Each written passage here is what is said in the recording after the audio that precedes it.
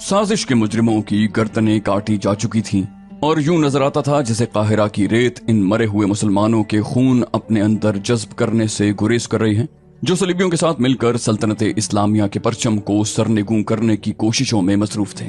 सुल्तान Ayyubi ने उन सब की लाशें देखी। उनके कटे हुए सर उनके बेजान जिस्मों के सीनों पर रख दिए गए थे। सिर्फ एक लाश थी जो सबसे बड़े गद्दार की थी और जिस पर सुल्तान अय्यूबी को कुल्ली तौर पर एतमाद था। उस लाश का सर उसके साथ ही था। एक तीर उसकी शहरग में दाखिल होकर दूसरी तरफ से निकला हुआ था। ये काहिरा का नायब नाजिम मुस्लिहुद्दीन था। फौज के सामने जब उसका जुर्म सुनाया जा रहा था तो एक जोशीले और मुहिब्बे इस्लाम सिपाही ने कमान में तीर डालकर मुस्लिहुद्दीन की शहरग से पार कर दिया था। सुल्तान अय्यूबी ने सिपाही की इस गैर कानूनी हरकत को, जो फौजी डिसिप्लिन के खिलाफ थी, सिर्फ इसलिए नजरअंदाज करके माफ कर दिया था कि कोई भी साहिब ईमान इस्लाम के खिलाफ गद्दारी बर्दाश्त नहीं कर सकता। सुल्तान अय्यूबी ने ही अपनी फौज में ईमान की ये कुव्वत पैदा की थी। उन लाशों को देखकर सुल्तान अय्यूबी के चेहरे पर ऐसी खुशी की हल्की सी भी झलक नहीं थी कि उसकी सफों और निजाम हुकूमत में से इतने ज्यादा गद्दार और साजिशी पकड़े गए और उन्हें सजाए मौत दे दी गई। उसके चेहरे पर उदासी और आंखें गहरी सुर्ख थीं, जैसे वो आंसू रोकने की कोशिश कर रहा था।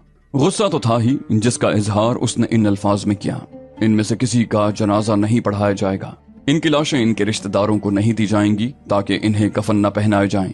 रात के अंधेरे में इन्हें एक ही गहरे गड्ढे में फेंक कर मिट्टी डाल दो और जमीन हमवार कर दो। इस दुनिया में इनका निशान भी बाकी न रहे। सुल्तान अय्यूबी के एक रफीक और मोतमिद खास काजी बहाउद्दीन शद्दाद ने सुल्तान अय्यूबी से कहा, अमीर मोहतरम, कोतवाल और शाहिदों के बयान और काजी का फैसला तहरीर में लाकर दस्तावेज में महफूज कर लेना जरूरी है ताकि ये एतराज न रहे कि ये फैसला एक फर्द का था। आपका फैसला बरहक है, इंसाफ कर दिया गया है, मगर कानून का तकाजा कुछ और है। सुल्तान अय्यूबी ने कहा, क्या कुरान ने यह हुक्म दिया है कि दीन इलाही की जड़ें कुफार के साथ मिलकर काटने वाले को ये हक दिया जाए कि वो कानून के सामने खड़ा होकर दीनदारों और अल्लाह और रसूल सल्लल्लाहु अलैहि वसल्लम की अजमत के पासबानों को झूठा साबित करे? सुल्तान अय्यूबी ने ऐसे तहम्मुल से कहा जिसमें एक दीनदार मुसलमान का अताब साफ झलक रहा था। उसने उन तमाम हाकिमों को जो वहां मौजूद थे मुखातिब होकर कहा, अगर मैंने बेइंसाफी की है तो मुझे इतने ज्यादा इंसानों के कत्ल के जुर्म में सजाए मौत दे दो और मेरी लाश शहर से दूर फेंक दो, जहां सहराई लोमड़ियां और गिद्ध मेरी कोई हड्डी भी इस जमीन पर रहने न दें। लेकिन मेरे दोस्तों, मुझे सजा देने से पहले कुरान पाक अलिफ लाम मीम से वन्नास तक पढ़ लेना। अगर कुरान मुझे सजा देता है तो मेरी गर्दन हाजिर है। किसी और ने कहा, बेइंसाफी नहीं हुई है सालार आजम। काजी शद्दाद का मकसद ये है कि कानून की बेहुरमती न हो। सुल्तान अय्यूबी ने कहा, मैं समझ गया हूँ, इनका मकसद आईने की तरह साफ है। मैं आप सबको सिर्फ ये बताना चाहता हूँ कि हाकिम वक्त जाती तौर पर जानता है कि जिसे गद्दारी के जुर्म में उसके सामने लाया गया है वो गद्दारी का मुजरिम है, तो हाकिम वक्त पर यह फर्ज आयद होता है कि वो शहादतों और कानून के दीगर झमेलों में पड़े बगैर गद्दार को वही सजा दे जिसका वो हकदार है। अगर वो सजा देने से गुरेज करता, डरता या हिचकिचाता है तो वो हाकिम वक्त खुद भी गद्दार है, या कम से कम नाअहल और बेईमान जरूर है। वो डरता है कि काजी के सामने जाकर मुजरिम उसे भी मुजरिम कह देंगे। मेरा सीना साफ है, मुझे गद्दारों की सफ में खड़ा कर दो, खुदा का हाथ मुझे उनसे अलग कर देगा। अगर तुम्हारे सीने रब्बे काबा के नूर से मुनव्वर हैं तो मुजरिमों का सामना करने से मत डरो। ताहम मेरे दोस्त बहाउद्दीन शद्दाद ने जो मशवरा दिया है उस पर अमल करो। कागजात तैयार करके मोहतरम काजी से फैसला तहरीर करा लो। जाहिर है कि यह फैसला उनका नहीं होगा। तहरीर कर दिया जाए कि अमीर मिस्र, जो अफवाज मिस्र का सालार आला भी है, उसने अपने खुसूसी इख्तियारात इस्तेमाल करते हुए इन मुजरिमों को सजाए मौत दी है जिनका जुर्म बिला शक व शुबा साबित हो गया था। सुल्तान अय्यूबी ने अपने भाई तकीउद्दीन की तरफ देखा।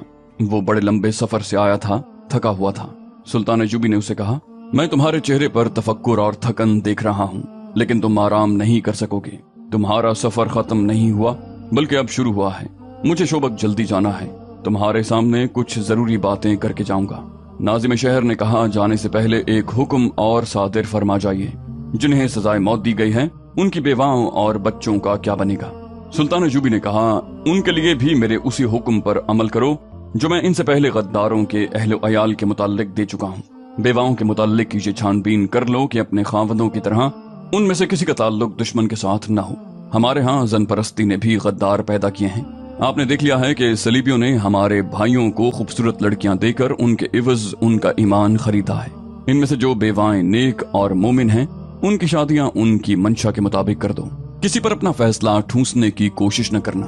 خیال رکھنا کہ کوئی عورت بے سہارا نہ رہے اور باعزت روٹی سے محروم نہ رہے اور اس میں محتاجی کا احساس پیدا نہ ہو۔ یہ بھی خیال رکھنا کہ ان کے کانوں میں کوئی یہ نہ پھونک دے کہ ان کے خاوندوں کو بے گناہ سزائے موت دی گئی ہے۔ انہیں ذہن نشین کرا دو کہ تم خوش قسمت ہو کہ ایسے گناہگار خاوندوں سے نجات مل گئی ہے، اور ان کے بچوں کی تعلیم و تربیت خصوصی انتظامات کے تحت کرو۔ تمام اخراجات بیت المال سے لو۔ غداروں کے بچے غدار نہیں ہوا کرتے بشرطے کہ ان کی تعلیم و تربیت صحیح ہو۔ یہ سب مسلمانوں کے بچے ہیں، ان کی تعلیم و تربیت ایسی ہو کہ ان میں محرومی کا احساس پیدا نہ ہو۔ کہیں ایسا نہ ہو کہ باپ کے گناہ کا کفارہ بچے کو ادا کرنا پڑے۔ سلطان ایوبی کو واپسی کی جلدی تھی۔ اسے فکر یہ تھی کہ اس کی غیر حاضری میں صلیبی کوئی جنگی کارروائی نہ کر دیں۔ نور الدین زنگی کی بھیجی ہوئی کمک تو وہاں کرک اور شوبک کے علاقے میں پہنچ چکی تھی۔ قاہرہ کی فوج ابھی ادھر جا رہی تھی، لیکن ان دونوں فوجوں کو اس علاقے سے روشناس کرانا تھا۔ اس نے اپنے دفتر میں جا کر اپنے بھائی تقی الدین علی بن سفیان، اس کے نائب حسن بن عبداللہ، کوتوال غیاس بلبیس اور چند ایک نائبین اور حکام کو بلا لیا۔ وہ زیادہ تر ہدایات تقی الدین کو دینا چاہتا تھا۔ اس نے اجلاس میں اعلان کیا کہ اس کی غیر حاضری میں اس کا بھائی تقی الدین قائم مقام امیر مصر اور یہاں کی افواج کا سالار اعلیٰ ہوگا، اور اسے اتنے ہی اختیارات حاصل ہوں گے جو سلطان ایوبی کے اپنے تھے۔ سلطان ایوبی نے اپنے بھائی سے کہا، تقی الدین، آج سے دل سے نکال دو کہ تم میرے بھائی ہو۔ نہ اہلی بددیانتی، کوتاہی، غداری یا سازش اور بے انصافی کا ارتکاب کرو گے تو اسی سزا کے مستحق سمجھے جاؤ گے جو شریعت کے قانون میں درج ہیں۔ تقی الدین نے کہا، میں اپنی ذمہ داریوں کو اچھی طرح سمجھتا ہوں امیر مصر، اور ان خطروں سے بھی آگاہ ہوں جو مصر کو درپیش ہیں۔ سلطان ایوبی نے کہا، صرف مصر کو نہیں، یہ خطرے سلطنت اسلامیہ کو درپیش ہیں اور اسلام کے فروغ اور سلطنت کی توسیع کے لیے بہت بڑی رکاوٹ ہیں۔ ہمیشہ یاد رکھو کہ کوئی بھی خطہ جو سلطنت اسلامیہ کہلاتا ہے وہ کسی ایک فرد یا گروہ کی جاگیر نہیں، وہ خدا عز و جل کی سرزمین ہے، اور تم سب اس کے پاسبان اور امین ہو۔ اس کی مٹی کا ذرہ ذرہ تمہارے پاس امانت ہے۔ اس کی مٹی بھی جب اپنے کام میں لینا چاہو تو سوچ لو کہ تم کسی دوسرے انسان کا حق تو نہیں مار رہے، خدا کی امانت میں خیانت تو نہیں کر رہے۔ میری باتیں غور سے سن لو تقی الدین۔ اسلام کی سب سے بڑی بدنصیبی یہ ہے کہ اس کے پیروکاروں میں غداروں اور سازش پسندوں کی تعداد بہت زیادہ ہے۔ کسی قوم نے اتنے غدار پیدا نہیں کیے جتنے مسلمانوں نے کیے ہیں۔ یہاں تک کہ ہماری تاریخ جو جہاد اور اللہ کے نام پر جنگ و جدل کی قابل فخر تاریخ ہے، غداری کی بھی تاریخ بن گئی ہے، اور اپنی قوم کے خلاف سازش گری ہماری روایت بن گئی ہے۔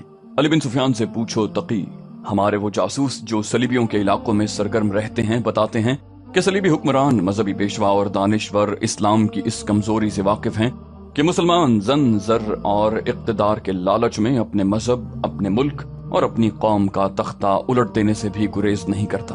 سلطان ایوبی نے اجلاس کے شرکاء پر نگاہ دوڑائی اور کہا، ہمارے جاسوسوں نے ہمیں بتایا ہے کہ صلیبیوں نے اپنے جاسوسوں کو ذہن نشین کرایا ہے کہ مسلمان کی تاریخ جتنی فتوحات کی ہے اتنی ہی غداری کی تاریخ ہے۔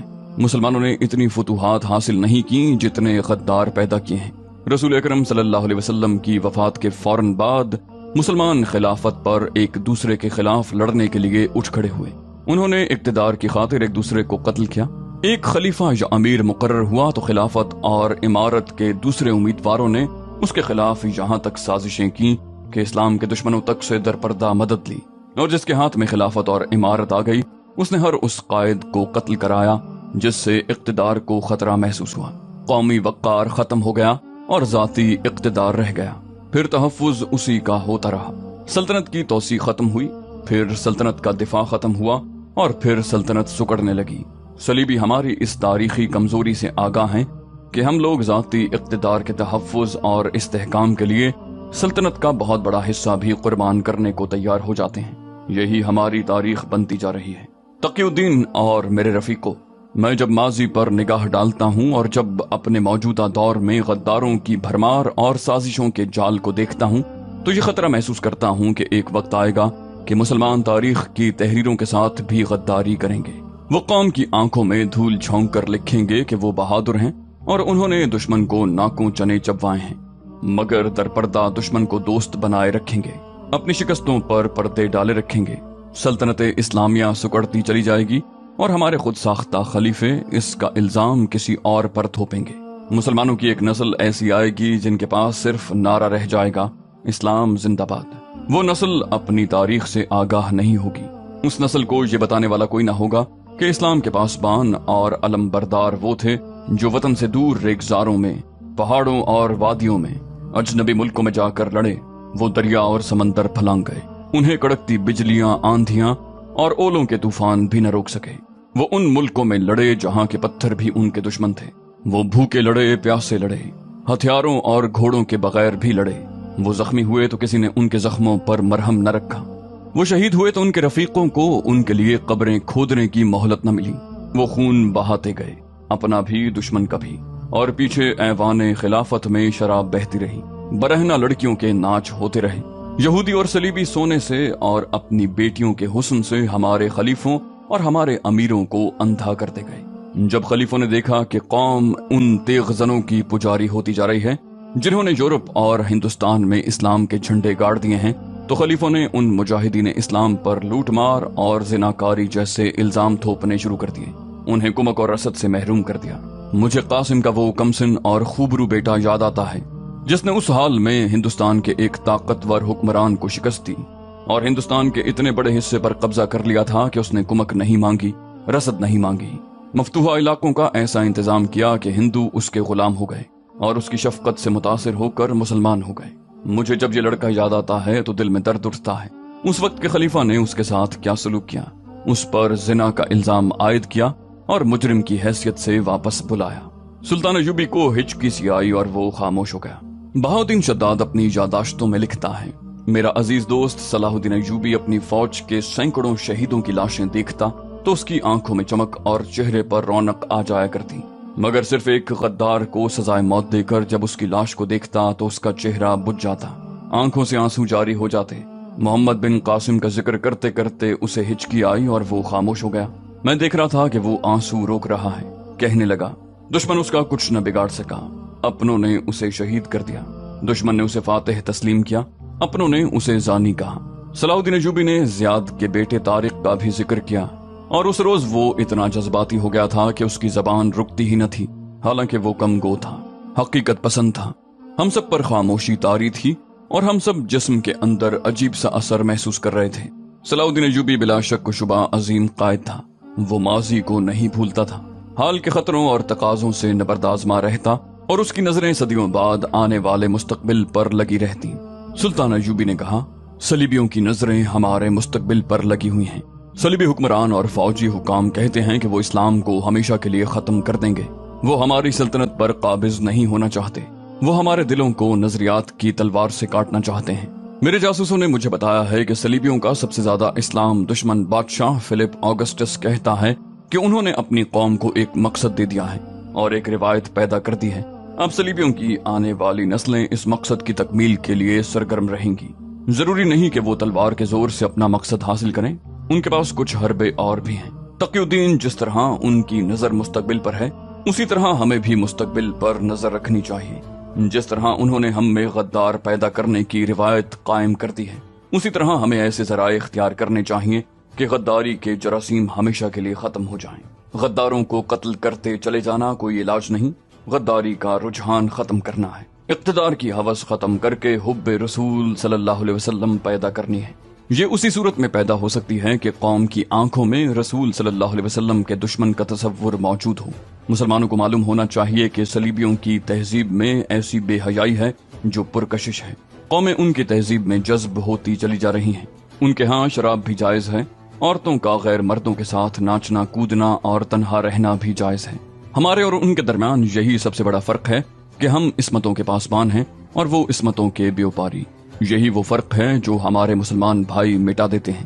تقی الدین تمہارا ایک محاذ زمین کے اوپر ہے اور دوسرا زمین کے نیچے، ایک محاذ دشمن کے خلاف اور دوسرا اپنوں کے خلاف۔ اگر اپنوں میں غدار نہ ہوتے تو ہم اس وقت یہاں نہیں، یورپ کے قلب میں بیٹھے ہوتے، اور صلیبی ہمارے خلاف اپنی حسین بیٹیوں کی بجائے کوئی بہتر ہتھیار استعمال کرتے اور اچھی قسم کی جنگی چالیں چلتے۔ ایمان کی حرارت تیز ہوتی تو اس وقت تک صلیب ایندھن کی طرح جل چکی ہوتی۔ تقی الدین نے کہا، مجھے آپ کی بہت سی دشواریوں کا علم یہاں آ کر ہوا ہے۔ محترم نور الدین زنگی بھی پوری طرح آگاہ نہیں۔ कि मिस्र में आप गद्दारों की एक फौज के घेरे में आए हुए हैं। आप उनसे कुमक मांग लेते, उन्हें मदद के लिए कहते। सुल्तान अयूबी ने कहा, तकी भाई, मदद सिर्फ अल्लाह से मांगी जाती है। मदद अपनों से मांगी जाए या गैरों से अपना ईमान कमजोर कर देती है। सलीबियों की फौज ज़र्रा बख्तर में है। मेरे सिपाही मामूली से कपड़ों में मलबूस हैं, फिर भी इन्होंने सलीबियों को शिकस्त दी है। ईमान लोहे की तरह मजबूत हो तो ज़र्रा बख्तर की जरूरत नहीं पड़ती। ज़र्रा बख्तर और खंदकें तहफ़्फ़ुज़ का एहसास पैदा करती हैं और सिपाही को अपने अंदर कैद कर लेती हैं। याद रखो, मैदान में खंदक से बाहर रहो, घूम फिर कर लड़ो, दुश्मन के पीछे न जाओ, उसे अपने पीछे लाओ, मरकज को कायम रखो, पहलुओं को फैला दो और दुश्मन को दोनों बाजुओं में जकड़ लो। महफूजा वहां रखो जहां से वो दुश्मन के अकब में जा सके। छापा मारों के बगैर कभी जंग न लड़ना।